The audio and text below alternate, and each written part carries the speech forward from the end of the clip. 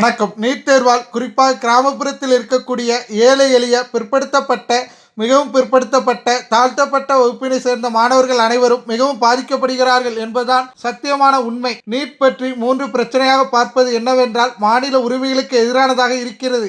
1975 முன்பு கல்வி மாநில பட்டியலில் தான் இருந்தது. அதற்கு பின்புதான் ஒன்றிய அரசு வந்து கல்வியை பொதுப்பட்டியலில் சேர்த்தார்கள். இரண்டாவது, ஒரே நாடு ஒரே பாடத்திட்டங்கள் ஒரே தேர்வு. இது கல்வி கற்கும் நோக்கத்திற்கு எதிரானதாக நான் பார்க்கிறேன். ஒவ்வொரு மாநிலத்திற்கும் ஏற்ற மாதிரி பாடத்திட்டங்கள் இருக்க வேண்டும். மாநில உரிமைகளுக்காக மட்டுமே கேட்கல.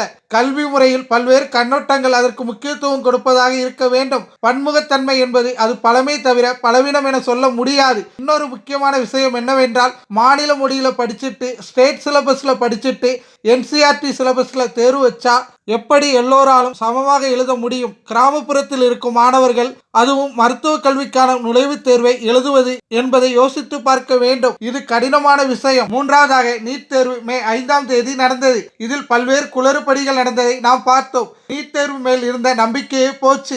நாடு முழுவதும் நீட் தேர்வே தேவையில்லை என்பதுதான் செய்திகள் மூலம் புரிஞ்சுக்கிட்ட விஷயம். இதற்கு என்னதான் தீர்வு என்னவென்றால், நீட் விலக்கு தான் உடனடி தீர்வு.